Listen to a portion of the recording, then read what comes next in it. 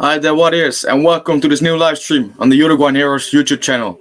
And today, just like on Tuesday, we are going to follow some Uruguayans play football. And this time it's in the Europa League. Currently on screen, I have Lazio against Midtjylland, which is a Europa League group stage game. Matías Vecino starts for Lazio Roma, and Emiliano Martinez, the former national midfielder, he starts for Midtjylland, the Danish outfit. So it's an interesting game.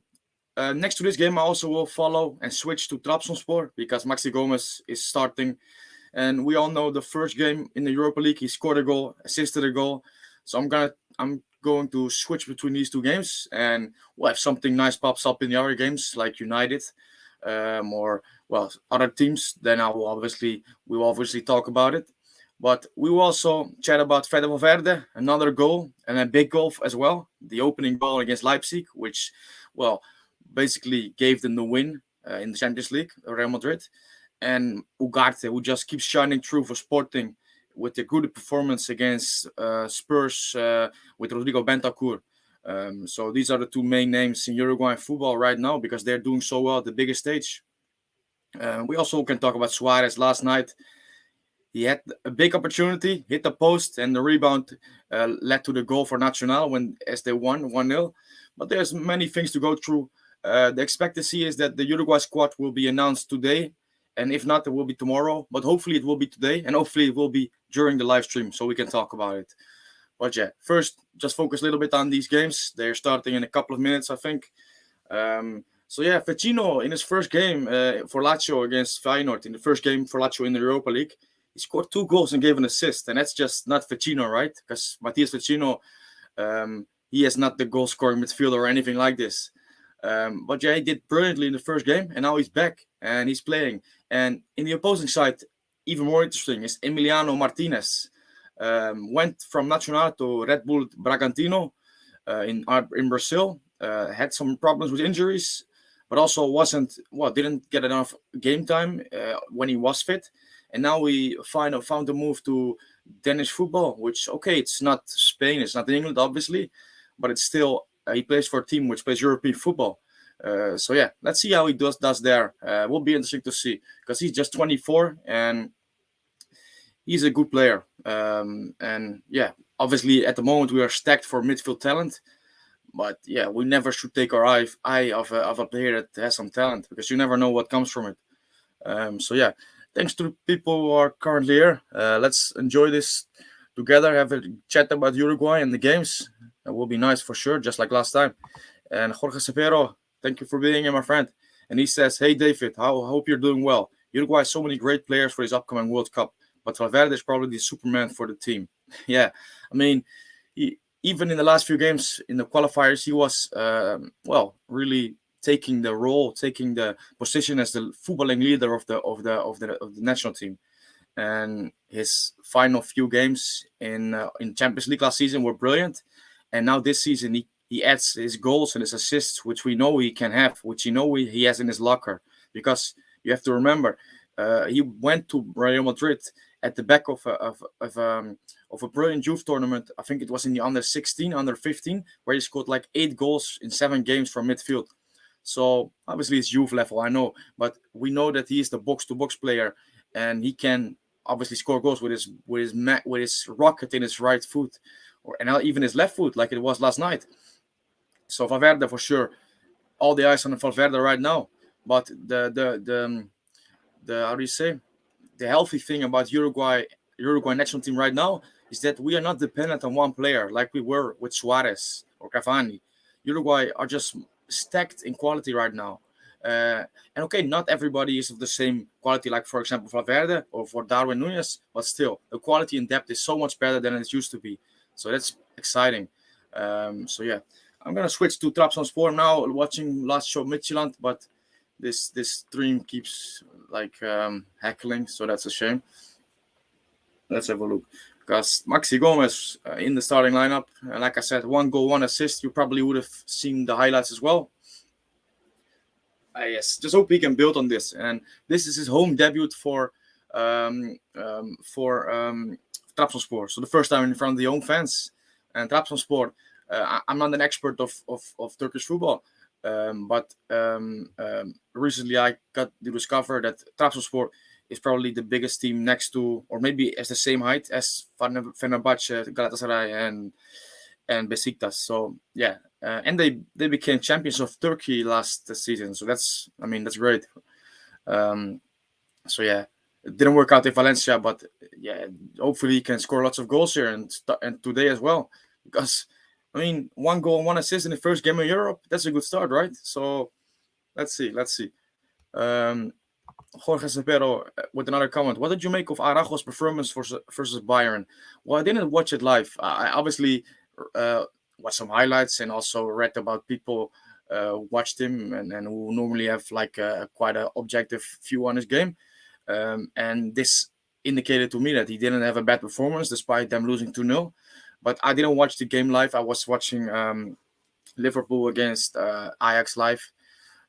So yeah, but I think what I heard of it anyway, and also what I saw at Barcelona, they lost, and eventually Bayern became stronger in the second half. But the first half, they got a lot of chances, especially Lewandowski and Pedri.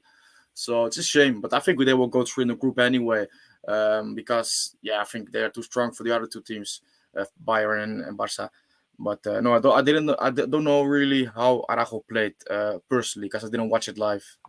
Um, and could you see Ugarte being in the starting 11 for the World Cup with Valverde and Bentancur? I would like to see how it goes with them three playing together, but I don't think it will happen. Well, actually, I can imagine this for sure because, as I said before on the live stream 2 days ago, 3 days ago, I believe that when we are playing against the big teams, we certainly need a protection behind Bentancur and Valverde. We certainly need a defensive midfielder or holding midfielder who can really provide this balance in our team. Torreira is ideal for me, but Torreira, yeah, he's now at Galatasaray and he's playing regularly. But we have to see how this works out because Ugarte, although he's younger, less experienced, um, what he's showing at in the Champions League level, in also this holding central defensive midfield position, is quite impressive. So yes, we so and I think Alonso is not a manager who is scared to throw in a young kid if he believes in him, and we can see this when it comes to Palistri, and obviously is playing a winger um, who is young, maybe inexperienced, and who might be a risk. Is obviously easier to do than playing a central defensive midfielder because yes, this is just the downside. If Polisi doesn't have a good game, obviously you can suffer and he can make a mistake which leads to a goal. But the more you come to the defensive positions, the more costly these inexperience can be in terms of costing us goals. Yeah. So, but I think Alonso, like I said, is a manager who dares to do this because if he believes in someone, he goes for it, and that's brilliant. Because, for example, Guillermo Amada, manager of Pachuca, which also for me was one of the main options for Uruguayan national team manager when Tabares left. He does it as well at Pachuca. He gives youngsters a chance, even though it's a risk, because he believes this is the way. And I believe that is obviously the way. I mean, obviously you have to have some experienced players, but yeah, it's great to see young players getting the chance and doing well. And Uruguay certainly have an abundance of talented young players. That's for sure. So let's see. I think Ugarte playing alongside or with Valverde and Metacour is certainly a prospect I like to see. Whether it will be for the World Cup, we will see. We just don't know yet. We can only figure. We can only guess. So yeah. So Trabzonspor against, I think it's Red Star, right? Red Star Belgrado. I don't, but I think they changed the name. But I will just check because I don't want to call them like I don't want to mispronounce their name. So let's have a look. Um, yeah, it's Red Star Belgrade, but it's it's in native language on the screen here. Okay, but yeah. So okay, let's have a look. Jorge says you were right about Portugal's manager Fernando Santos. He is Tavares 2.0. The best thing that can happen for Uruguay is that he stays Portugal's manager, misusing all the great talent. Well, he will obviously stay the manager in for the World Cup because otherwise they would have sacked him when he lost to Switzerland which meant they had to go to the playoffs. Um, but yeah, I mean, I think I don't know. He obviously has some similarities to Tavares in that he's really pragmatic and really stubborn in well, basically admitting to his faults and going a different way. Still, yeah, Portugal is obviously a difficult team to face, but yeah, I mean, for example, Ruben Amorim, who is the manager of Sporting, I would be more scared when he was the manager of Portugal than I am now with Fernando Santos. That doesn't mean we can't lose or they can't give us a really hard game. But yeah, I think yeah, this is what I think about it. Flawless, who is back, also was there Tuesday. Thank you for being here, just like anyone else who's being here. And if you're here, just let me know in your comments what you think of Ugarte's performance or Valverde's performance. Just give me your thoughts about anything about Uruguay, basically. If even it's Satriano or a player who is maybe not at the top of my mind now, yeah, let me know what is going on in your life. Just say something anyway. It's nice to conversate. So Flawless says Godin is back from his injury, ready for the World Cup. Yeah, I mean, yeah, he's back. He's had a treatment in Spain, and he's back fit, and he is available for a Vélez Sarsfield in Argentina. But yeah, I mean, yeah, it's it's a bit silly to be honest. I think he will go to the World Cup. That's just the way I think it is. But yeah, we have better options than Godin at the moment, which are Araujo, Coates, and Jimenez for sure. But we will see how this works out. Okay, so I'm gonna go back to Lazio because I want to check how this game is going. I just have to find a good stream for this because I was on Italian television stream and it was just not working. So let's have a look. This is okay. I think I have one now.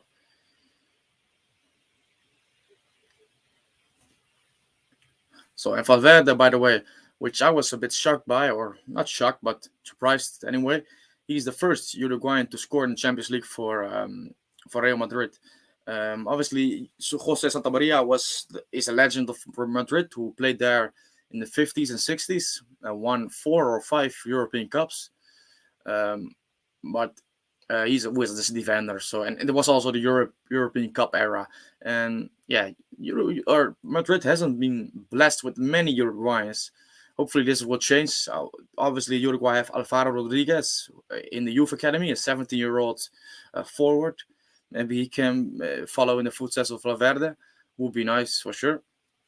But yeah, he's the first Uruguayan to score in Champions League history in a Real Madrid shirt. So it's also a nice thing. I think, yes, Midtjylland Lazio. There we are. Really small stadium, to be honest, Midtjylland. It's, I think this is the team that Moneyball system, which the Moneyball system, which they use to target their new signings. I'm not sure if this was them. It was a Danish team anyway. So yeah, Vecino on the ball now.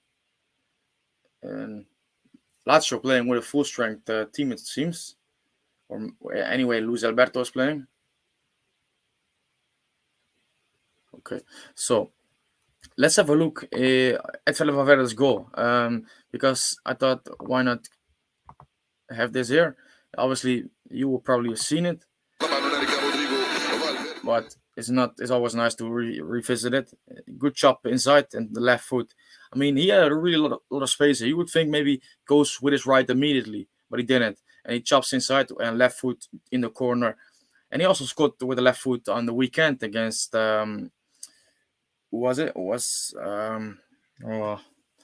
I've forgotten the team they were playing against. But anyway, 2 left-footed goals, and yeah, I mean, he's just in a great moment at this moment in time, and that's great to see because yeah, the World Cup is just 65 days away, and a lot can happen in 2 months. We obviously know that, but it's really good to see him starting off like this because at the moment at Real Madrid, it is really competitive. Chouamini, Camavinga, I know they're different profile of players, but even Ceballos, who I think is a really good player, who in most teams in Europe right now would start for sure, and obviously you have Modric and Kroos, and yeah, Valverde plays quite a bit on the right wing, but he doesn't really play as a right winger. He's more like a fourth midfielder who's playing from the right. Um, but so the way he's playing now, I mean, you can really make a case that he's one of the best midfielders in world football, and I don't think you would be exaggerating. I mean, I don't think you would do it then because yeah, he's just showing it. And 24 years of age, still not in his prime years. If you are talking generally, when you look at the peak of sport or of athletes. So yeah, it's just really nice to see him doing so well and having this gradual growth in the last few years. And the end game for Verde is not really visible. There, I remember a quote from Forlan about Valverde is that he has no roof. His potential has no roof. He can become everything he would like to be because he has the qualities for it, but also the mentality for it. And that's true. That's really true to Valverde because you will not find a more driven. Well, you can find maybe, but he is one of the most driven footballers Uruguay have for sure. And that's really hard because in Uruguay there are a lot of driven footballers. Okay, there are also some people who mess around a little bit, but overall Uruguay is a nation with footballers who have the mentality right. So yeah, Valverde is being compared to 2010 Forlan. Yeah, obviously I understand how these comparisons work. I mean, when I used to write some articles for a news website and focusing on Uruguay, and when a good striker came through for Uruguay, the headline, which I didn't make, by the way, what the editor did this, would always or mostly have this comparison like the new Suarez or the new Cavani, new Forlan, stuff like this. So that's the way it works. But obviously Valverde is different to Forlan. But both are exceptional players and also are shining in Madrid right now, or Forlan used to. But so yeah, but for me, Valverde certainly knowing the team which he plays for, which is in my opinion the biggest club in world football, and the age he has, I think his legacy. I mean, I don't think I won't see in my lifetime. I don't think so anyway. A better Uruguayan footballer than Luis Suarez, but that in terms of prizes won, trophies won, legacy, Valverde has a good acclaim as anyone to reach or to do better or to equalize the legacy of like Suarez or Forlan because he's already won two La Ligas, won a Champions League, won domestic cups, and I don't see any reason why Madrid, certainly at the team they have right now, will not continue to dominate the European game. And I'm not saying they will win 6 out of 7 European Cups because that in the current era with so many super teams that is just it's not really feasible. It's not really feasible. It's not really realistic. But I mean, in Spain, I mean, I know Barcelona are growing, but in Spain, I don't see La Liga going to anyone else but Madrid in the upcoming 2 seasons. Certainly, upcoming season. I know Barcelona are making strides, but there's still some errors to that team, and also some. I mean, there are Madrid is further in what they are as a team, and you could see this week as well when they capitulated against Bayern in the end, Barcelona, and Madrid got it over the line. And maybe it's not a fair comparison because of different games and also against different caliber of opposition, but you get what I mean. I hope so anyway. Um, Leonardo Chavez says, "Hi David, hi there Leonardo. Thank you for being here." He says, "I've been following Satriano, and I really hope that Alonso calls him at least to these friendly games." Well, I hope so as well because I've also been I haven't watched every game of Satriano so far for Empoli, but certainly watched quite a bit, and he did play really well against Roma on the weekend, or I think it was on a Monday. I'm not sure. And he was unlucky with the finishing, but the overall game of Satriano was really good in terms of how he holds up the play, how he uses his body to turn defenders, and also his passing is just okay, and his work rate you cannot have a bad word about this because he works his socks off. And Satriano is one of the, I think, 4 or 5 strikers who come in contention for the 4th striker spot in the squad. Because we have Darwin, Cavani, Suarez, and then the 4th striker. who is going to be. It's going to be Maxi Gomez, Agustin Alvarez Martinez. Is it going to be Adereso? Is it going to be Stuani? Is it going to be Satriano? When there are many names in the head, but there are not one obvious choice for me at the moment. What I know is that I like Satriano, and I wouldn't mind him getting a chance in the upcoming FIFA date because he's a good player. He's a young player. He's a different profile than the other three in what he offers. And I think he will be a good addition to the squad. But we will see. Hopefully today it will be clear. But yes, that's not sure yet. And if it will be released, probably might take a few hours still because, it might take it a few hours because obviously it's. I think it's now. Let's have a look. It's 3 p.m. in Uruguay. I think it is, or maybe 4. So yeah, can take a while still. But let's have a look. Let's see. Jorge with another comment. Thank you, by the way, for the comments, guys. Really appreciate it. Is this the best Uruguay squad in terms of quality of players for a World Cup in your lifetime? Yeah, for me it is. I mean, I'm 26, so for me it is for sure. Yeah, I think that's just the way it is. I think when you look at the 2010 World Cup squad, it's no bad squad for sure, and the spirit in this team. I mean, it's gonna be hard to match this. But if you just look on paper in terms of the teams they played for, and also their career overall, and also the current moment they were living right then. It was not a better team than we have right now. The difference back then is that it was just a really tight group who knew what they wanted in terms of how they approach games and who had a game plan which they executed really well. And you had Forlan on fire, young Suarez playing really well, Palito Pereira, brilliant in this tournament, brilliant Uruguay international for me, by the way. Palito Pereira, one of the most underrated players Uruguay has produced in the last 20 years. And more. So yes, but overall the team we have right now is the best I have seen in my lifetime. Anyway, I'm not sure how this is for you guys. I mean, maybe you have another option or another team in your lifetime, Uruguay team in your lifetime, which was better. Please let me know. I'm interested, obviously. But for me, what I can remember, this is the one that reigns supreme. Obviously, they have to prove it in the World Cup because if we go out in the group stage. Thank you, Lisa. Goal for Trabzonspor. I'm gonna switch right away. Shame it's not Maxi, but okay, we can settle for it. So I have to go. Yes, let's have a look.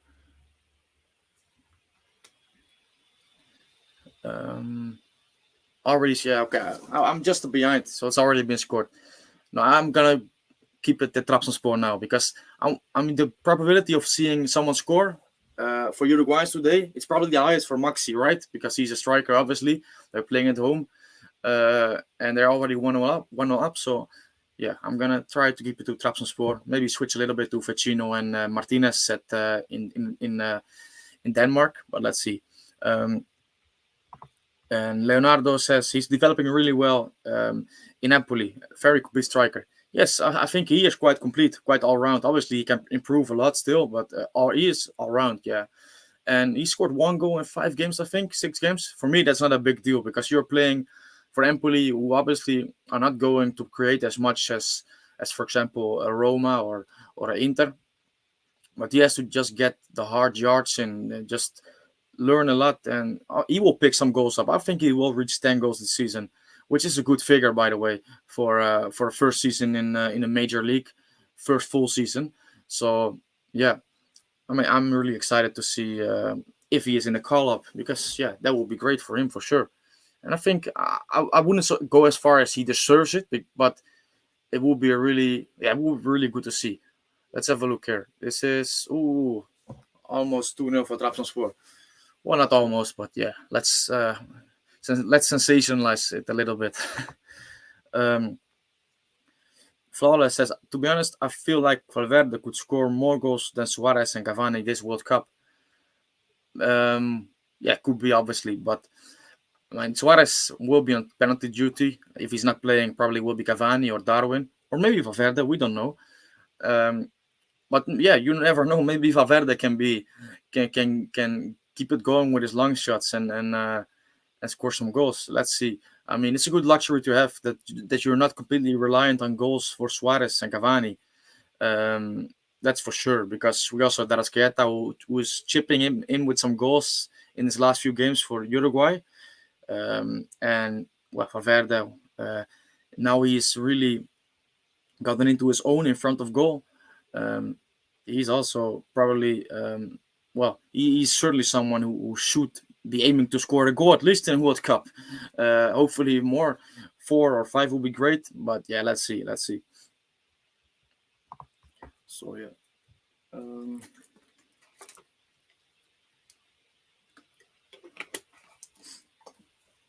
so Jorge Cepero says it's interesting how many people want Darwin to flop at Liverpool.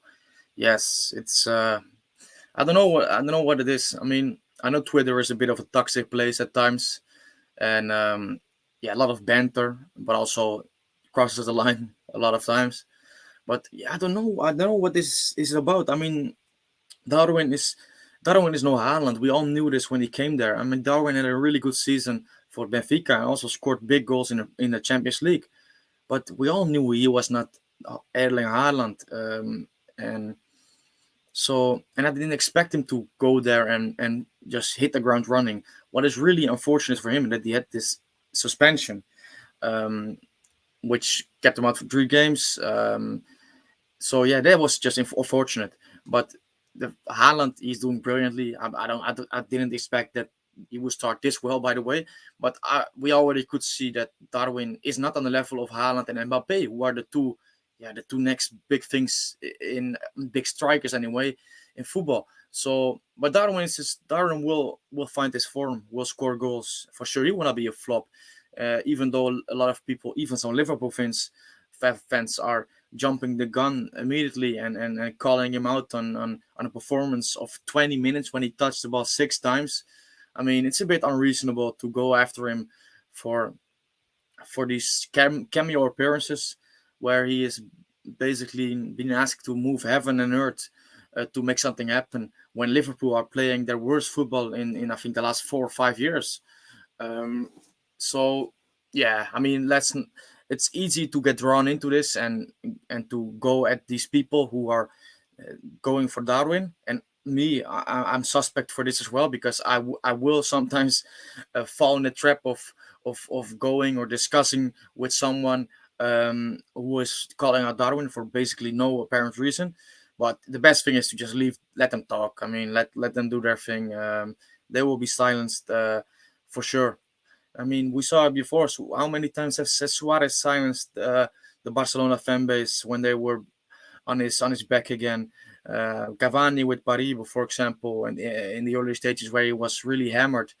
Um, so yeah, I'm not saying Darwin will be as good as Suarez and Cavani, but he certainly has this mentality to bite back and to figuratively, by the way, to bite back and to prove himself to be a really good striker. So yeah, Trabzonspor on the attack right now. Janani, I think his name is, and he could have. Well, he could probably cross it into Maxi Gomez, but he didn't. That's a shame, but okay. I really like the Trabzonspor Stadium, by the way. Never saw it before. It's a really nice stadium. So yeah. United 1-0 up. Let's have a look who scores. Jadon Sancho. Okay. Cristiano has to get back in the goals, because no goal from him this season yet. I know he hasn't played a lot, but that's rare to see when Cavani or Cristiano hasn't scored, and well, October is coming up. But yeah.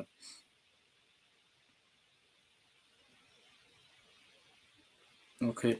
So yeah, let's have a look. Jorge. Jorge says, who do you have higher expectations for in the future, Darwin or Satriano? Um, well, I mean, the obvious choice right now is Darwin for sure because of his season at Benfica. But I think Satriano is a player ready to explode. So well, I will go for Darwin, but I think Satriano has the quality to explode and to be a really good striker. who can perhaps become world class as well. I don't think Darwin is world class yet, by the way. I think world class gets thrown around a lot, but yeah, I think we are only talking about maybe 4 or 5 in a position, or maybe even less, who are world class. And I think Darwin is not quite there yet, but he certainly has the capability to do so. And I also think Satriano has. Um, but yes, we have to find out. I think at the moment Darwin is set better to reach the highest peak. But Satriano is an interesting player, for sure, who should develop really well in the upcoming years if obviously he is given a good career path by Inter. Empoli, I think it's a good first step. But what I would like to see more is to see him go to a club like Braga or maybe Sporting, Porto. Hopefully, if these teams have a look at him, because then he plays for a big club with big pressure, plays in Europe, and I think it would be better for him. But yeah, that the future we will see in the future if this is gonna be the case. So now it's Hamsik and this Maxi. Oh, they're not quite finding Maxi at the moment. That's a shame. 25 minutes played, 26 minutes played, and Trabzonspor 1-0. And I think Midtjylland and Lazio still goalless, if I'm right. No, Midtjylland just scored. Okay, that's interesting. Scored, so Lazio are losing, and Martinez is ahead against Vecino. That's how you can say it. Abimanju Vijay says, "Do you think more now?" Yes, because I don't mind it, to be honest, because I think La Liga and Serie A are better leagues for Uruguayans overall. In terms of, well, culturally, it's a better adaptation for them. But Premier League is the biggest. I'm not saying the best, but the biggest league in the world. So yeah, I would like to see more, but it's okay right now. You have Darwin, Pelistri. Hopefully, he gets some minutes when he's fit, and Bentancur. It's been worse, So we have 3 Uruguayans now, and for sure there could be more. But yeah, it's okay. What I would like, by the way, which we had a few years ago with Gaston Ramirez, with Stuani, with Carlos De Pena, with Abel Hernandez, is I would like to see Uruguayans play in the championship. This is Maxi Gomez almost with a good assist. That's a shame. So yeah, I would like to see Uruguayans in the championship. And for example, I know Federico Viñas is striker of Copa America. He is not doing so well at the moment, but when he was doing well, I was thinking, please, let's just a Euro championship team. Let's grab him for 6-7 millions, which is a normal fee for them to pay. They can even pay way more, or maybe even what's his name, Leonardo Fernandez. I mean, I know it's completely different to what he is used to, but a player like this who is doing well in a league like Mexico or Argentina or Brazil, I mean, in championship can grab them, can snap them up. For Bruno Mendes, for example, now at Corinthians, I mean, he would be a brilliant signing for a championship team. So yeah, but for some reason, it's not happening. I remember Diego Roland a few years back when he was at Bordeaux. He was linked to Fulham, didn't go through. Nandes was linked with Watford last summer, last transfer window, didn't go through. So yeah, I don't know. It just doesn't seem to work. Doesn't seem to go ahead. But I would like to see it Uruguayans in the championship because I think it's a really interesting league to follow. So many games, so many historic teams as well, and great grounds. But yeah, maybe this will happen soon. But I'm not really how do you say optimistic about it because there's no indication as to why this is gonna get better. Maybe Gus Poyet, when he's finished in his Greece job in the Greece national team, he can go back in England and have a job in the championship, and he can sign some Uruguayans. That would be nice, to be honest. But yeah, let's see. Okay, so Midtjylland 2-0. So they are going for it, right? Lazio. Let's switch over to Midtjylland Lazio. I am anyway. I wish that I could share this, by the way, to you guys, but yeah, I would get down for copyright probably within a minute, so that's not really what I want. Okay. Yes, so Midtjylland 2-0 up against Lazio, which is a bit of a shock, to be honest, because Lazio is the big favorite in this group, for sure. And I think Midtjylland, I'm going to check it because um, I'm going to check it, by the way. So, yeah, Midtjylland did, I think, draw their first game in the Europa League. No, they lost their first game against Turmgras, um, the Austrian side. And Lazio blew no, blew away Feyenoord. They were up 4-0. Eventually, I think it was 4-2. But yeah, so you would expect Lazio to give a better showing here, but they're 2-0 down, and Midtjylland are going again. Is this 3-0? No, I'm sorry, this is 2-0. I was behind. This is 2-0. Okay, 2-0 for Midtjylland. Okay, this stream is like 3 minutes behind because I thought this was going to be 3-0, but my bad. But that's crazy. Okay. By the way, Lazio, you have to check their away shirts. They're horrific. Absolutely horrific. We're going back to Trabzonspor. Looking for Maxi Goal to score some goals. Because, I mean, the last goal top scorer in Europe for Uruguay, I mean, Suarez scored some goals in his first 2 seasons for sure in the Champions League. Didn't become top scorer. Cavani scored also some best quite a lot of goals in the Champions League for a few seasons, but no top scorer. I think Pandiani. I think of Pandiani. I think he has become top scorer of a European competition in the past. Forlan might have been, but I'm not sure when he won the Europa League with Atletico. But yeah, it would be nice to have a Uruguayan top scorer of a European competition. And Maxi Gomez has already scored a goal in one game, and maybe he can add today, and he can get involved in the battle for the top scorer title. Obviously, Trabzonspor need to go quite far in the competition, but yeah, who knows? Okay, so Lisa, with a question. Lisa, thanks for being here. Nice to see you. Do you think Boselli would fit in a championship? Well, to be honest, I mean, you probably know this better than me, but his thighs, I mean, he has been training like a beast because he's a small guy, but he is really, well, how do you say it? Well, he's really hitting the gym, and his thighs. I saw them like in preseason for Gil Vicente, and I thought, so this guy is really well taking the extra time to buckle up a little bit and prepare himself for the new season. So maybe he can. And I mean, I didn't know he can speak English, which you say now in another comment. But his agent is well connected, which is also his father. So who knows? Who would be nice? But I think for him, probably he is now in Gil Vicente, which is a sub top, how do you say? One of the not mid table, but well, basically between the top and the mid table. So and he's doing well. So his next step probably will be to go to a bigger team in Portugal, or maybe even to a team in Spain. But yeah, if the opportunity arises for him to go to the championship, for a club which is challenging for promotion, why not? I mean, it seems like an okay move, and we all know that the money in England is just crazy at the moment, and even in the championship, obviously, because yeah, that's just the way it is. Jorge Cepero says Matias Oliveira has impressed me.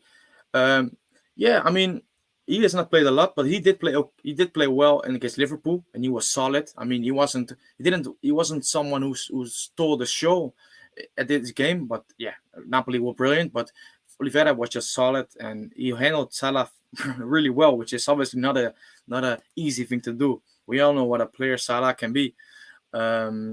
So that was great. And last night he came on against Celtic or Rangers. I mean, yeah, no, Rangers. Yeah, no Celtic. I'm messing them up now anyway. But no, Celtic. Sorry, Celtic. It's Rangers. That's Rangers. Yeah. Okay, now I remember Rangers because Celtic I think is in a group with Barcelona and Bayern Munich. So Rangers. And he came on and he gave an assist inside 8 minutes after coming on. That's obviously good.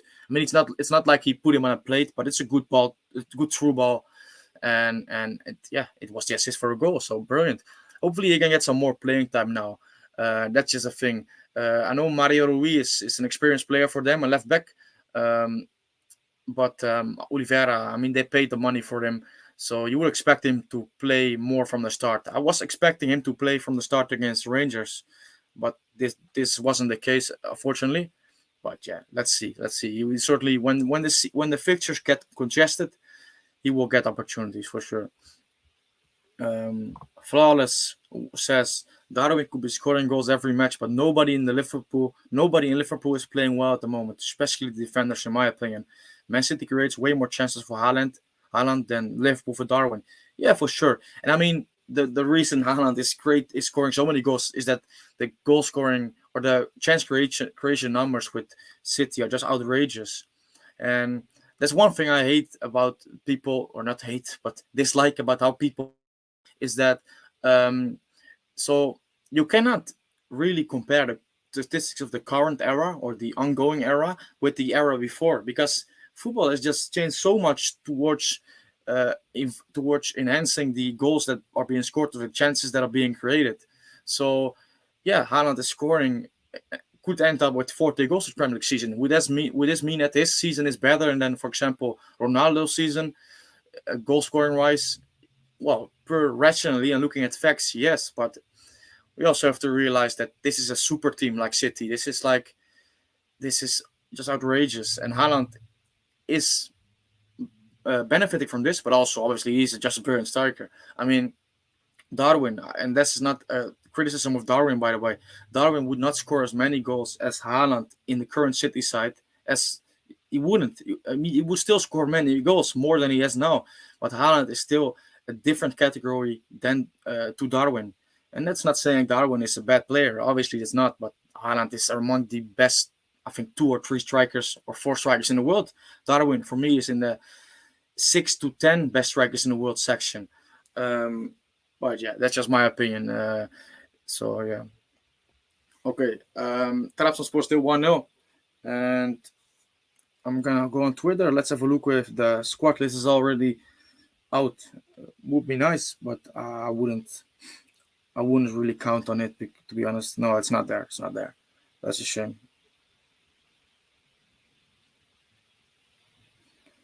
Okay.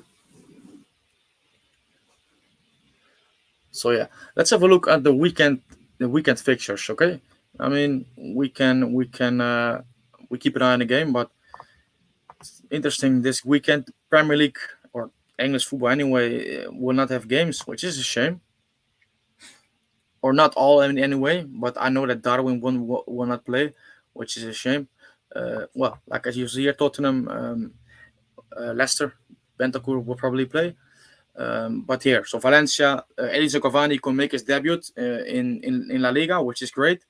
Which we obviously hope that this will be the case, because Eddie playing is what we all want to see. At least I want to see it, and I think every one of you as well. Um, and Barcelona against Elche with Araujo. Might be that Araujo will be rotated in this game. I could see this happen, but yeah. And Mallorca, Giovanni Gonzalez is still there, but he's not playing a lot, which is a shame.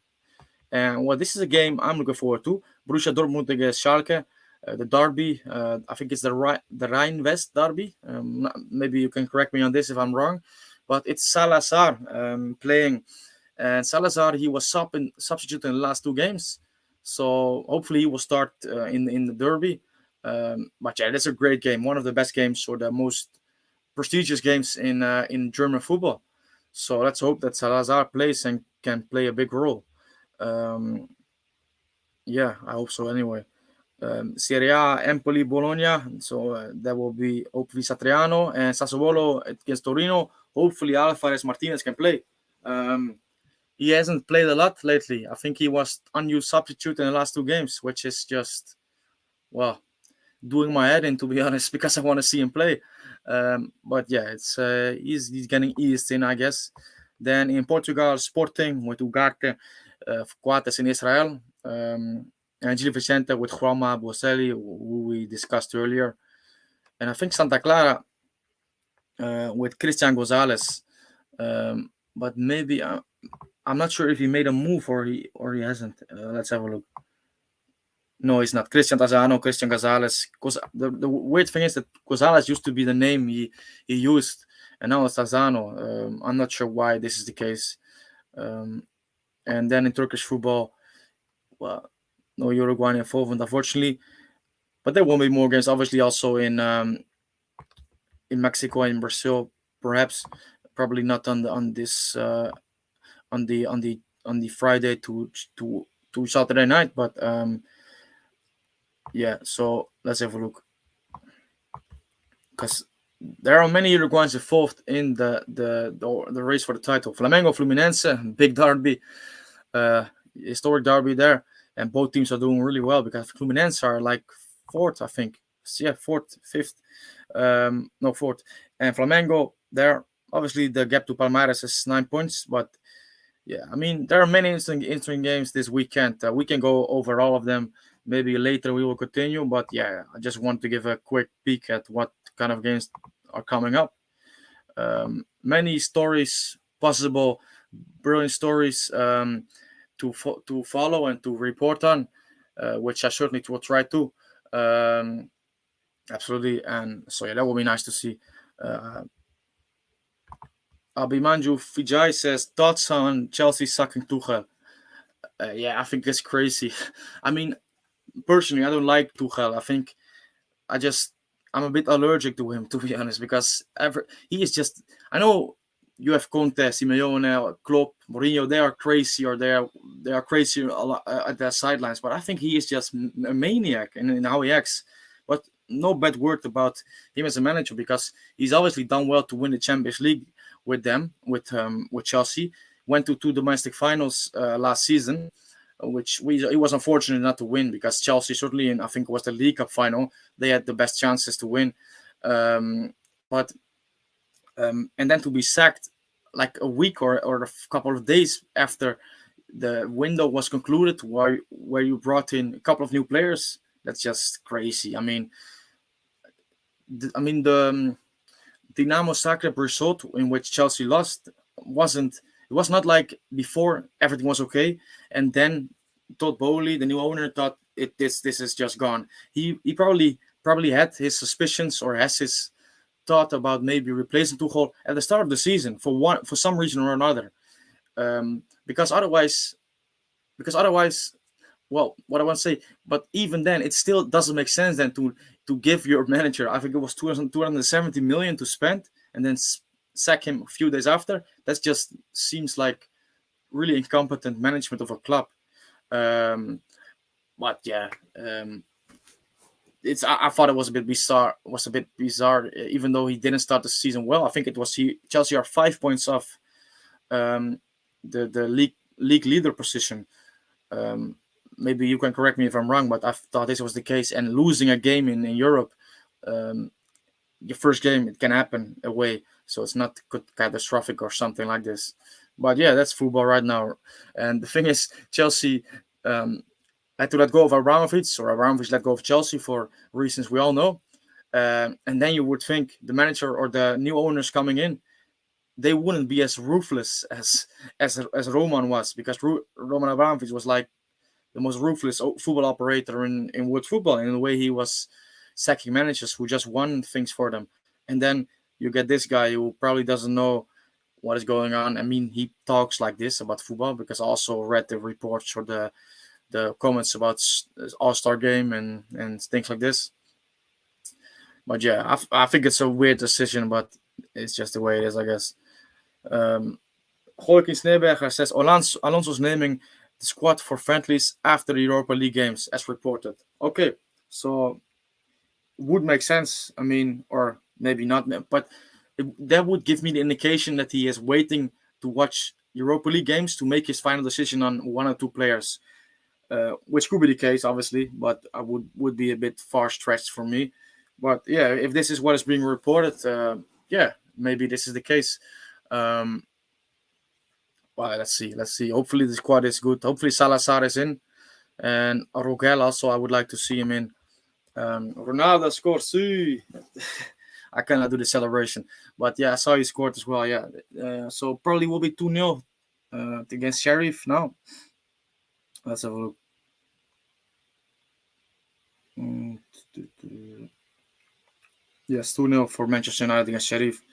after losing their opening game against Sociedad. So yeah. And Joaquin Steenbergen, Amy Martinez versus Martinez. Yes, you're absolutely right. I mean, we're currently watching Trabzonspor. I am at least. Hopefully, you are also enjoying your football. But Trabzonspor against Red Star Belgrade.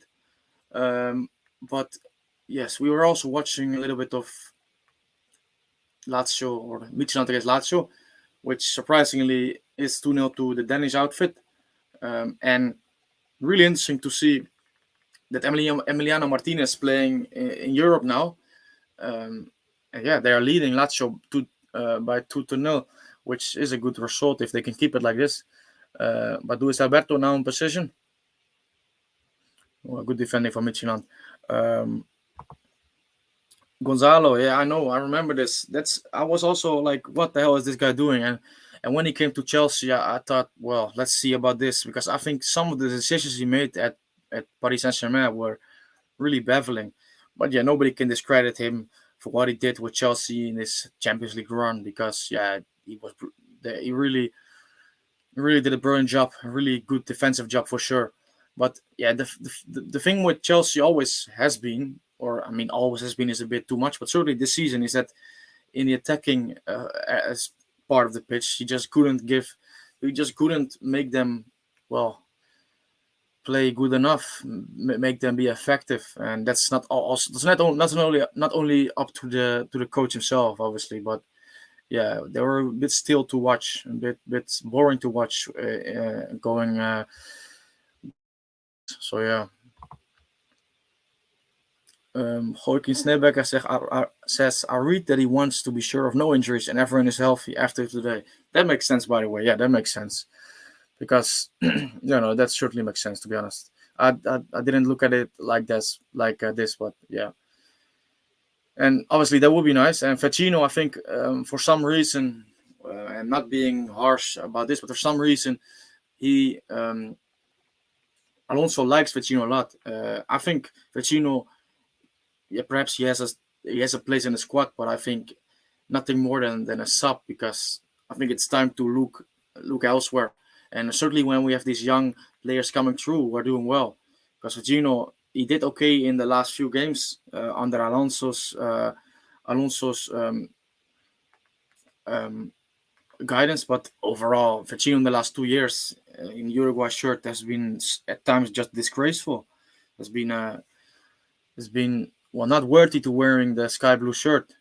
So yeah, but we are gonna see if he's in squad and how he's gonna do, because we will always be behind our players. But yeah, sometimes somebody else deserves a shot if you are failing week after week or international break after international break.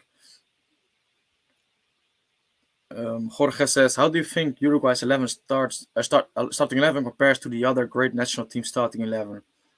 Well, I think when you look at Brazil and France, on paper, these are better teams or better personnel they have.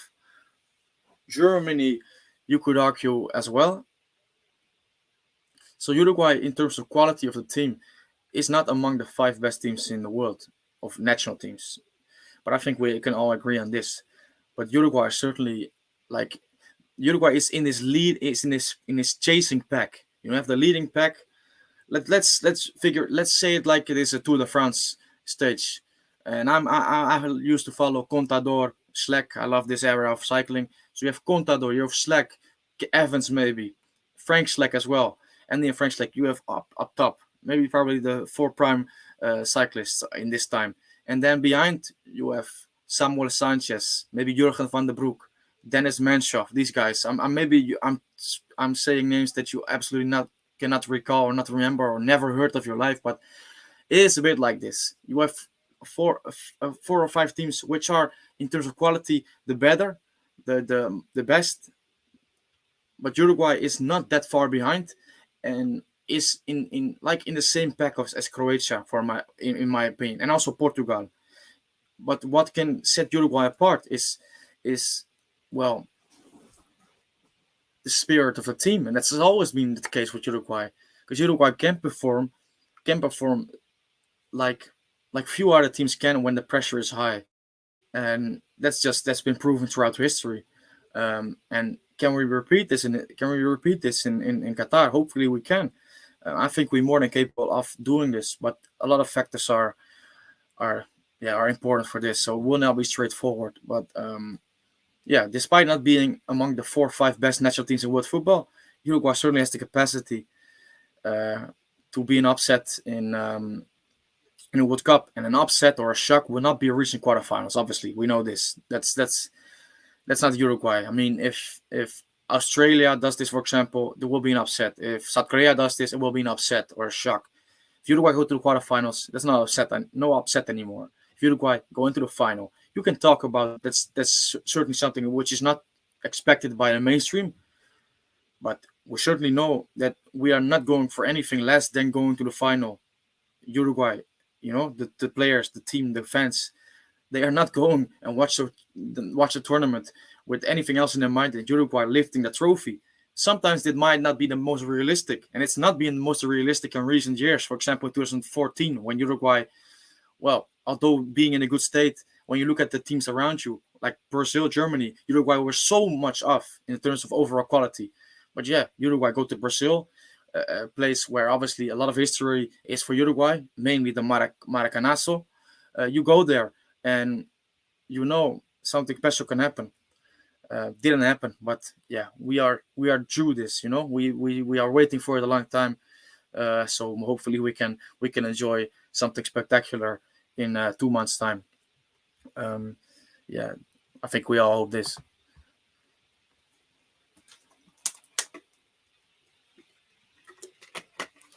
So yeah, um, I'm glad Joaquin with another comment. Thank you, by the way, Joaquin, and if anyone else, by the way, with the comments.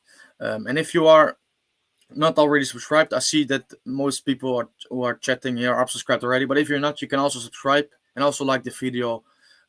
Would be nice. Yeah, for sure. Joaquin says, I'm glad Ugarte is improving a lot because Torreira is certainly not, and Vecino is inconsistent. Could have had a great game, or could be the worst you've ever seen.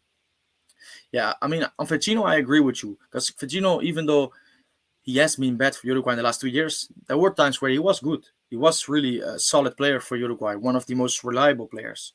But certainly throughout the years, you can see Vecino indeed having a brilliant game and then a really, dreadful game, basically. And consistency is something you need throughout the World Cup because you have 7 games and every game could be vital, could be essential, could be heartbreaking in the sense that it could be the reason why you're out. So you have to have consistency in a tournament. So Vecino is not someone I ideally want in the starting 11 because of this reason, because he doesn't have this consistency. Torreira, I think, no, it's fair to say he's not improved. He's not improved in when you look at the player he was at Sampdoria. I don't think he is improved. I don't think he's a bad. I don't think he has regressed, but certainly we expected him to make more progress. I mean, when he was playing for Sampdoria and he went to Arsenal, nobody was thinking, or at least I wasn't, that he was going to end up at Galatasaray a few years later. That's the reality. Galatasaray is not a bad club, but obviously it's not where we wish to see him be because his potential and his promise was so big. Um, Still, he's a good player, but his position is certainly, um, how do you say, is certainly not secure at the moment. And with the emergence of Ugarte, it gives Alonso some choices, some hard choices. But Ugarte, if he keeps doing his job and he keeps improving and playing games on the biggest stage in Europe like he has done in the last two weeks, there's no reason to think he cannot start in a World Cup. Um, yeah, I'm. That's just the way it is, and I think your feeling is similar. Okay, another counter, Joaquin. Everyone always considers us underdogs and an upset. It's quite funny to see people say Uruguay will be an underdog every World Cup. Yeah, we're not favorites, but we aren't underdogs. That's the way. That's completely right. You're completely right on this, and that's what I really didn't like about Tavares. Certainly in the last few years, that he like kept giving us this narrative that Uruguay are the underdog, and to Brazil and Argentina, yeah, you are underdog to a certain extent, but he was he was almost downplaying us, like we were Venezuela trying to win the Copa America against Brazil and Argentina, and that is not right, obviously, because Uruguay is not this. And that's also one reason why I absolutely hated the narrative which was well, basically thrown around after the 2018 World Cup, that Uruguay was the best of South America, the fifth place team in the World Cup. I was thinking, what the hell is this all about? I mean, you cannot be fifth in a World Cup. That does not is not how it works. By the way, you are finished quarterfinal, semi-final, group stage, or you will win the damn thing. But fifth, that's not a glorious feat to achieve. And the best South American country in the tournament is also something. What is the aim? I mean, what that's not the aim of entering a tournament. That's not the aim of it. Um, so this narrative and this championing of the result or the tournament of Uruguay in 2018, that was, for me, it gave the idea that Uruguay are the underdogs, and that's why it's so paradoxical, because Uruguay, certainly Uruguayans, or not all obviously, but the mainstream media want to want to propose Uruguay as a footballing nation of significance, not because of the local environment, but of the national team and of the history we have. But you cannot do this and also say and have the narrative of having a great tournament when you finish in the quarterfinals. That's just paradoxical, because one, championing a quarterfinal is proposing yourself as an underdog, because quarterfinal, if Brazil get knocked out of the quarterfinal, which they did, it's a disgrace. If England plays in is knocked out in the quarterfinal, it's not good. If France is knocked out in the quarterfinal, it's a disgrace. And Uruguay, if they are knocked out in the quarterfinal, a four-time world champion, it's not good as well. I mean, in this case of the 2018 World Cup, it wasn't bad because the circumstances were there. Cavani went out injured. France was the opponent, but you know that you shouldn't champion it like it's something great, and this was the case. So it's annoying, and that really um, I mean, your comment really resonates with how I feel about it, because, yeah, no, we are not favorites like France or Brazil or Germany, but underdogs. No, we are not. I mean, Peru is entering a World Cup as an underdog, or maybe um, I would say Croatia, when they went in the World Cup last time around, they went in as an underdog because, yeah, they are a good fooling nation, but they don't have the history of Uruguay, for example. Um, but Uruguay, if they go into the World Cup, never an underdog. That's just disrespect, in my opinion. But yeah, Abimanju Fijay, are you worried about Ghana's new signings? No, I'm not, to be honest. And that's not to say that they aren't great players, because Kudus, for example, is a really good player. Although he's not a new signing, I think. But Lamptey, I think, is a good player, the right back. Inaki Williams, he's a handful for sure. And there are more. I think it's Mohamed Salisu of Southampton. I like him a lot, but it's yeah, it couldn't work out to the advantage of Ghana. But it's also like they are throwing now 7, 6 pieces of a jigsaw into the mix, and they still have to figure it out, because it's not that easy to to gel a team with so many different components coming into the frame late on, and to gel it to perform at the World Cup. So yes, it could be helping them to perform better than they expected to, but it can also be a hindrance. So let's see. Let's just see. I'm not too bothered about it, because I think Uruguay, the team Uruguay has, have to rely on their own quality, because it's enough to beat Ghana, and also enough to beat South Korea, and also enough to give a great game and to compete for the 3 points and compete for the top spot in the group with Portugal. That's for sure, in my opinion, anyway. Um, let's have a look. So I'm gonna post a tweet that if people are not already joining, they can join in for the live stream for the second half. And for the people here, once again, thank you for being here. I appreciate it a lot, as always. Hopefully, we can see some goals from Uruguayans, and mainly from Maxi Gomez. That would be nice for sure.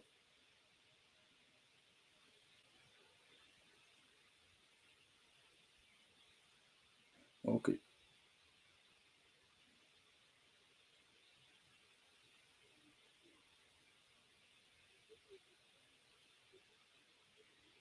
So yes, let's have a look. Jorge Cepero says as a comment, which yeah, I heard this. I heard this I think 2 days ago as well from someone. I'm kind of tired of the Ghana revenge banter. Yeah, I am as well, to be honest, because I mean, um, it's 12 years. It's been 12 years. Stop holding a grudge for Suarez for doing something that every normal person who loves his country would do. So yeah, Gonzalo Perez Fina is starting in the 11 for is in the starting 11 for Roma. Yes, I just saw it accidentally, and that's great. I mean, he came on as a substitute for Roma, I think against Empoli in the last few minutes in the last game. But yeah, uh, he has to play, and luckily he gets the opportunity. But the reality is that he is like the third choice left back right now for Roma, and that is just a catastrophe. So he either has to fight back first place or he has to go on loan or get sold in the January transfer window. Because at the moment, Oliveira is obviously our left back at the moment for Uruguay. But even as a backup, I wouldn't choose Fina over Espino. I know Alonso does this, but I wouldn't, and also wouldn't put him over Piqueres because Piqueres has regularity. I think Vina, in potential, or when he's playing in full fitness and getting the chance, get regularity, game time, he's better. But in the current state of affairs for Vina, yeah, it's not realistic to see him go to Qatar. But yeah, we will find out. Jorge Cepero says anything less than the semi-finals with the current squad in a World Cup is probably disappointing. Yeah, it is. I mean, it's anything less than winning the tournament is for me disappointment. But this doesn't mean that if we do not win it, it's a catastrophe. Because it's gonna be difficult. I mean, we all know that Brazil could be our opponents in the last 16 if we do not finish first, and if Brazil finish first, so that's not gonna be easy. Um, but yeah, I'm not even gonna bother myself with predictions. I'm just gonna enjoy the tournament, and also lose a lot of sleep, or maybe get a lot of gray hairs for watching it because of the stress. But I'm just gonna go game to because we for sure are in a good position right now to have a good tournament. So yeah.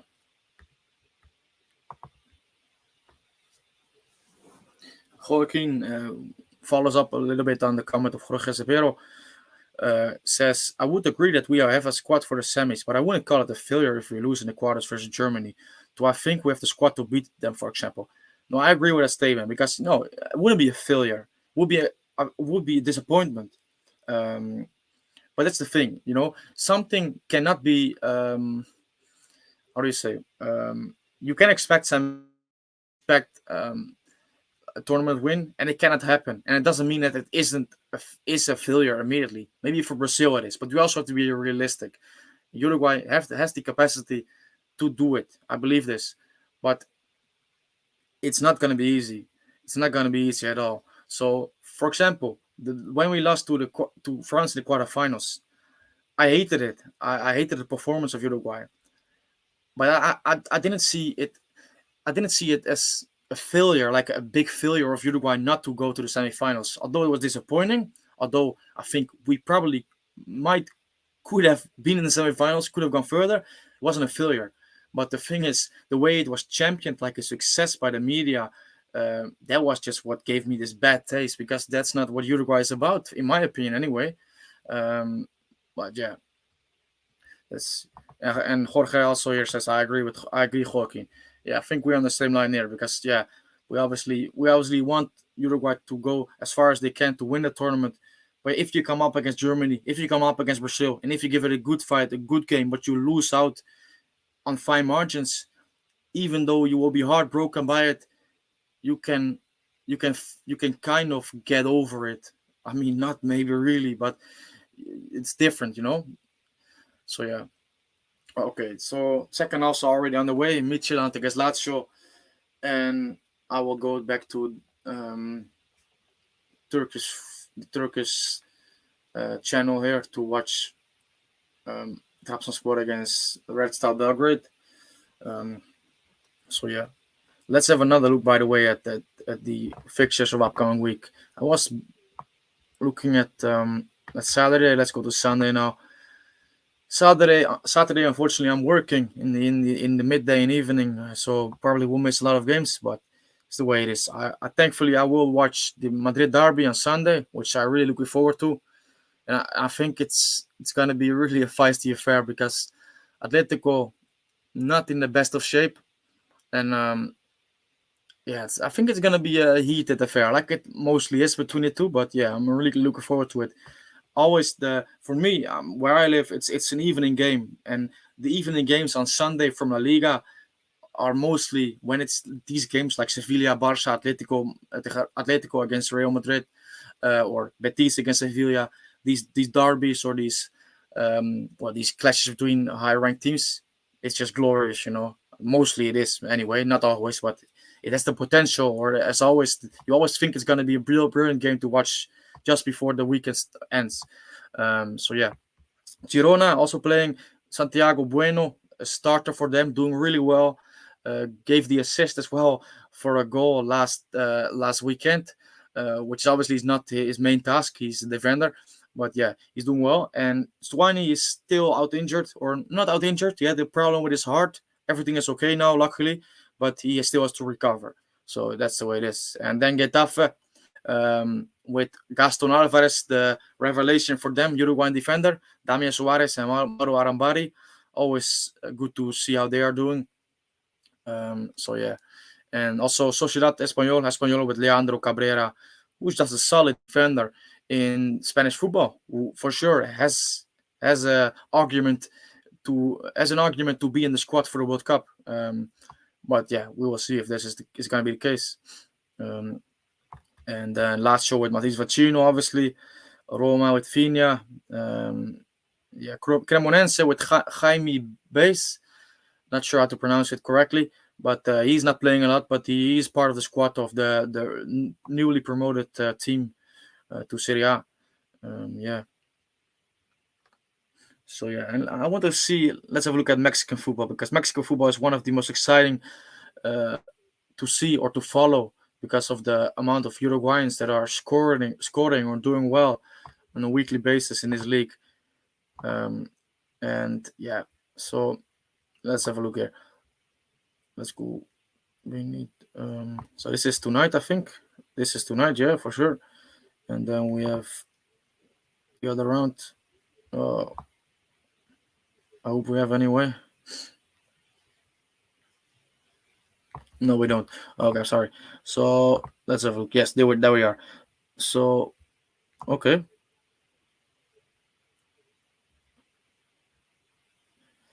Well, doesn't seem to be a lot of games this weekend, or I'm just messing up here. Wait. Okay, there we are. I'm sorry. So Toluca with the glorious Leonardo Fernandez, the number 10, at times captain as well. That would be nice to see, although I won't watch this live, to be honest. And then also Club America with Brian Rodriguez, Jonathan Rodriguez, and Federico Viñas, and plenty more. I mean, Abel Hernandez, Juan Manuel Sanabria, Facundo Valer against Pachuca, managed by Guillermo Lamada. And yeah, I mean, plenty more games around the world to follow and to see. And that's a great thing, you know. That's a great thing about Uruguayan football in the moment, is that the quality was always there with players like Suarez and Cavani, and also before like Montero or Ruben Soto. Always had quality Uruguayan players, but the quantity has never been like it is right now. The quantity of players in Europe or over the world performing well, it's not been like this. For me, in my lifetime, it's not ever been like the case. Not ever been similar to the amount of quantity it's now. To be honest, but you get what I mean. I hope. So Joaquin Sneberger says, a question my dad and I always talk about: do you honestly think we will ever see Uruguay win a World Cup again? So that's a good question. Not an easy one, by the way. But first of all, I would like the people watching or listening answer this question for yourself as well, and you can put it in the chat. And Joaquin, you as well. I would like to know, what do you think about this? Is Uruguay ever gonna win the World Cup in our lifetime? I can say I think yes, but yeah, the thing is, there are obviously there's a lot of teams who are better off than Uruguay in terms of the quality and quantity of players. Doesn't mean that you cannot beat them or cannot surprise or get the best out of teams that are on paper better than you in a tournament. Um, so yeah, I hope I hope I can see it, but I'm not sure. I mean, yeah, I would like to say yes. I will see Uruguay lift the World Cup in my lifetime. And like you say, also, Joaquin here, my heart says yes, and my brain says no. My brain doesn't say no, but it's like it's not giving me a clear yes or a clear no as well. You know, it's like in between. I mean, it's hard. It's hard to win a World Cup. For sure it is, and yeah, I mean, I just hope we can have a run.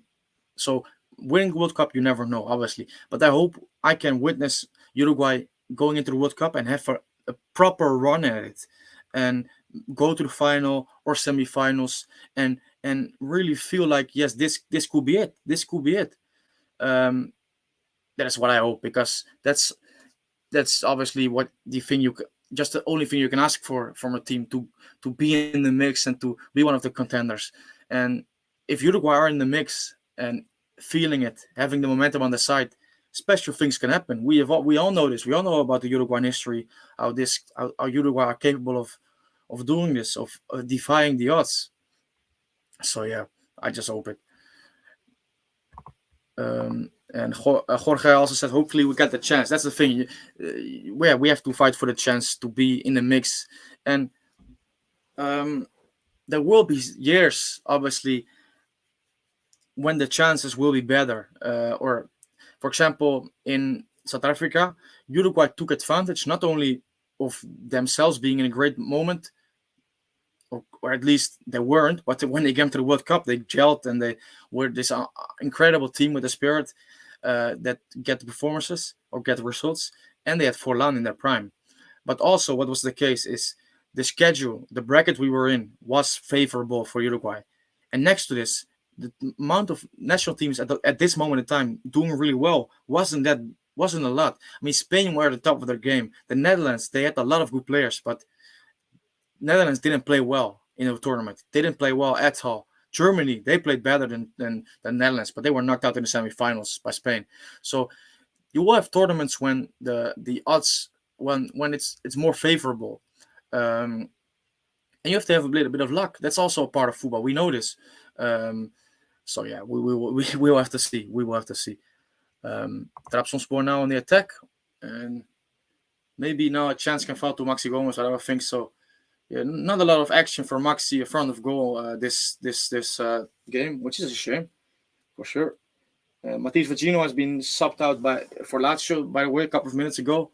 So Emiliano Martinez, only Uruguayan on the pitch right now, but he's also the only one who is likely to win the game, because Midtjylland, I'm gonna check here, 3-1 now, 3-1. That we're even 3-0 up Midtjylland, and now Milinkovic Savic made it 3-1. That's quite impressive, to be honest. Yeah, that's quite impressive. So yeah, Lisa says here, Gonzalo Canairo is doing well at Cruz Azul. 2 goals and 1 assist in the last 3 matches. To be honest, I didn't even get it, or I didn't even. I have obviously notifications on every Uruguayan player basically playing abroad, or even many in Uruguay itself. But yeah, sometimes it slips your attention, but that's good to hear. For sure, it's good to hear. I mean, Gonzalo Canairo did really well when he came back to Uruguay for Liverpool Montevideo after this unfortunate 2 or 3 years at Sao Paulo when he was suspended for doping. Um, but yeah, it's good to see him do well, because he's a good player, interesting player. Another player that I would consider for the national team. But yeah, we cannot all be millionaires. We cannot all be in the national team. I mean, there are only a few who are cut out for this, and yeah. But Canairo, good to see and good to hear that he is doing well. Jorge says, if we could reincarnate Abdulia Forela, what we probably could. Hopefully it happens again. Yeah, I mean, that's the thing. I mean, you always wish that players of certain eras were in your team. Uh, and not because Uruguay currently have a bad midfield, because the opposite is true. But for sure, I mean, Obdulia Varela is like I cannot think of any midfielder I can compare him to nowadays in terms of the character and quality, and yeah, that's he's just mythical, you know. For me, with Suarez, he is my favorite footballer of Uruguayan history. Um, yeah, he's just great. I mean, Obdulio, unbelievable. Um, Especially with how Europe. So talking about the World Cup, obviously, especially with the how the European giants are recruiting players from every ethnicity. Complicated, but who knows? Yeah, this is obviously is true, and but it has been going on for like 20 years now. But yeah, it's getting earlier and like more distant as well, because yeah, that's true, and it's a shame, but that's the way it is. We cannot fight this. I mean, Uruguay obviously also has some players in Europe who grew up in Europe or played for most of their youth careers in Europe, so they are also having this advantage. But yeah, when you have a country like France and Spain, they have they do this quite a bit, and good to them. You know, they are allowed to do this, and the um, regulations allow this. So yeah, but I get what you mean. It's a bit frustrating sometimes, and also for the team. For example, I think Ansu Fati, I think he could choose for Benin or Spain, and I mean, I absolutely get why you would choose for Spain if you're talking about the international career which you want to win and be write history. But yeah, for a country like Benin, I think it was Benin of Guinea-Bissau, one of these two. Um, Having a player like Ansu Fati would be obviously absolutely fantastic.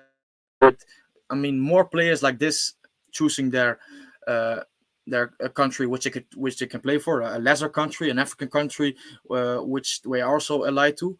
Um, that would absolutely help, I believe, African football in general. But yeah, I mean, I would not have criticism for Fati or players like this for choosing for the big teams, the big national teams, because that's what you want at the end of the day. You want to win trophies, and yeah. If Spain can win a World Cup after all their history and mediocrity and failure in the World Cup, why not Uruguay? I think they can do it.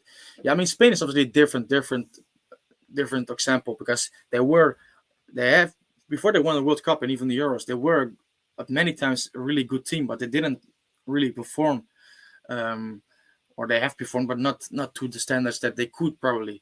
And Uruguay obviously have done this, but also a lot of period in Uruguay's history at the World Cup didn't qualify or didn't play well or didn't get out of the group stage or the last 16. So yeah, for sure, Uruguay can turn a corner and get back to really be in the frame of winning the World Cup. We just have to see. I mean, I hope this is the case. And as I say this, Maxi Gomez is out of the game, so we are gonna switch for sure to um, to the game being played in Italy or in Denmark between Midtjylland and Lazio Roma to watch Emiliano Martinez. And if he's now going out as well, I'm gonna lose it, I think. Oh, he's already out. Yeah, he's already out. That's the way it is. I mean, then I'm gonna let's have a look. We are gonna have let's another game maybe which is a bit more interesting to follow. Let's have a look. But Emiliano Martinez, yeah, uh, hopefully he had a good game. I'm gonna watch some comments and some stats to have a little bit of an idea. I watched some glimpses of him, but also we were talking a lot, and Trabzonspor was mostly being watched by me anyway. So yeah, let's have a look at a decent game. Monaco maybe. Let's or Sociedad. Well, I'm going just for Manchester United. Probably not the most interesting game because they're already up 2-0. But yeah, go for it anyway. I'm sorry.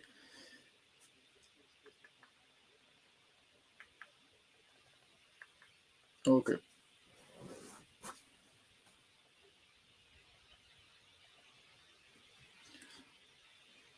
So yeah. Um, Jorge says, hopefully the dark age from 1970 to 2010 doesn't happen again for Uruguay. No, no, but I'm hopeful will not happen, to be honest. But yeah, the thing is with Uruguayan football at the moment is that the in terms of talent production, it's really good. We all know this, but the AOF is still quite an incompetent organization, and you can see this on many occasions. And certainly, the sacking or the handling of Tavares's situation was proof proof that they are not up to their jobs to do it to a certain standard, which we should expect from an organization in charge of one of the biggest, most historically biggest national teams in world football. Even to get it to make it that this situation would arise with Tavares, because if you were um, proper organization which is really concerned and really has the best wishes for Uruguayan football, the national team, then you would absolutely know in 2018, maybe after the World Cup, but certainly 2019, 2020, that this is not going to be it. Or even in 2021 after the Copa America, this is it's time to have a cutoff point. We cannot keep going on and almost going down under and just scratching results with players that should really be playing better football, with a team that should really be having more of a fixed identity, more of a style of play, and should really give us the fans more, because that was just horrific what we saw on Tabara, certainly in the last 2 years.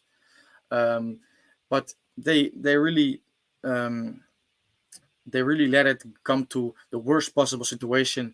And then even after when this was the case, they let it go for another 2 games, and then they acted on it with Alonso coming in, having to win 3 games out of 4, and Tabres going with public humiliation, which Tavares himself really enabled because of the way he was acting, and that he was overestimating himself to still be capable of managing this national team.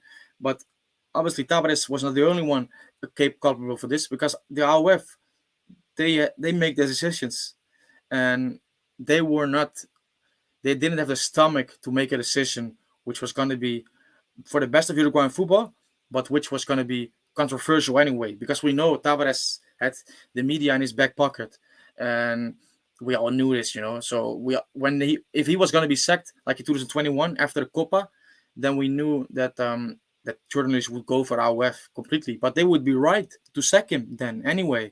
So, but yeah, that's the way it is. The AOF is incompetent, and when they have to make the big decisions, they shy away. And Tavares was the perfect blanket, the safety blanket for them, who was always shielding them from the criticism, not of the media, because we all know mainstream media in Uruguay, most of them, and not all, because that would be unfair on some of them, but most of them are just spineless in really how they really do their work, how they experience, and they how do you say, they well, I'm losing the word, but how they view journalism, and how they give it to us, how they give their views to us, which is certainly filtered by an amount of bias towards Tabares. It's always been like this.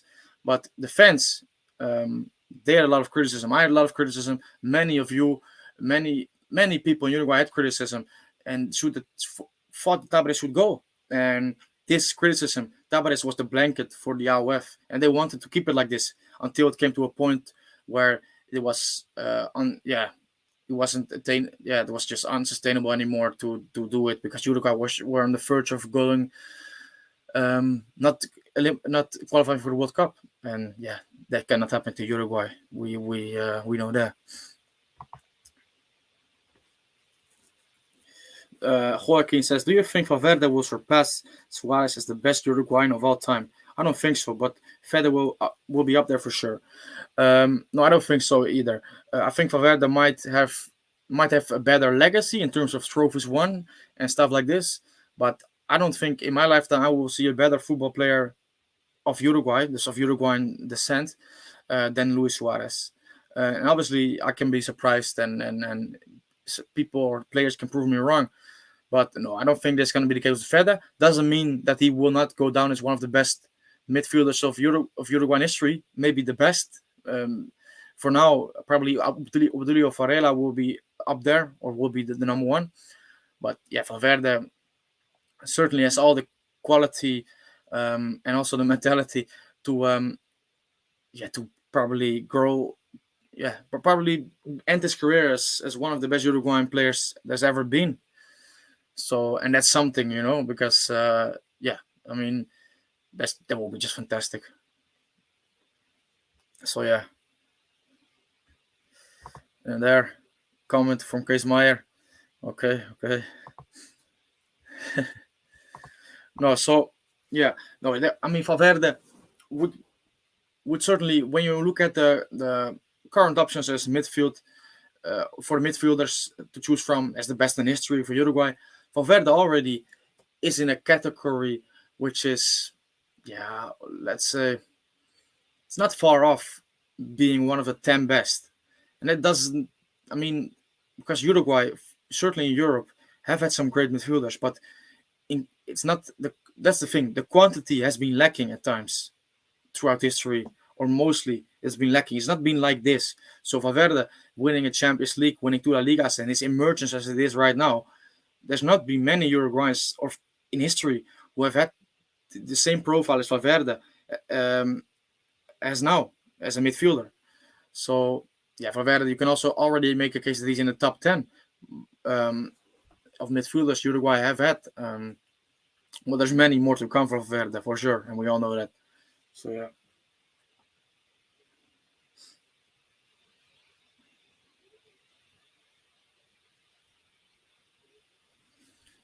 So yeah, I'm looking for Manchester United there, 2-0. It's really not worth to watch to be honest. So I'm gonna switch. Let's have a look. Mitchell at 4-1 now. Jesus. 4-1. Lazio is not having a great night to be honest.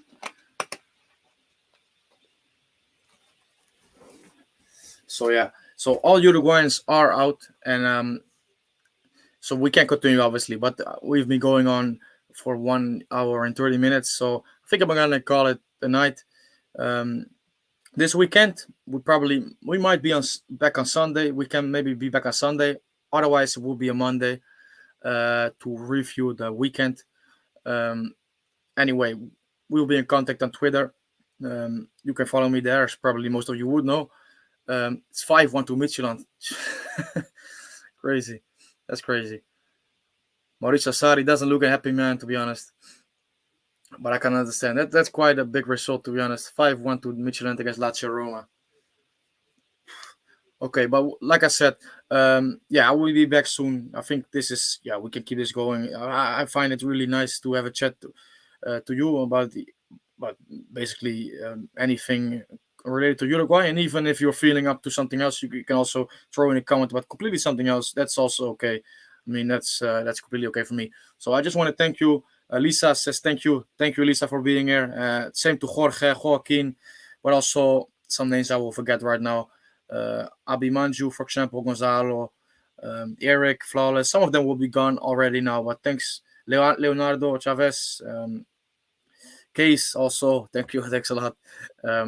So thanks for being here, and I will see you soon. I will update on Twitter when this will be. Hopefully, you enjoy your rest of your night or day, depending on where you live. And see you in a bit. Bye bye.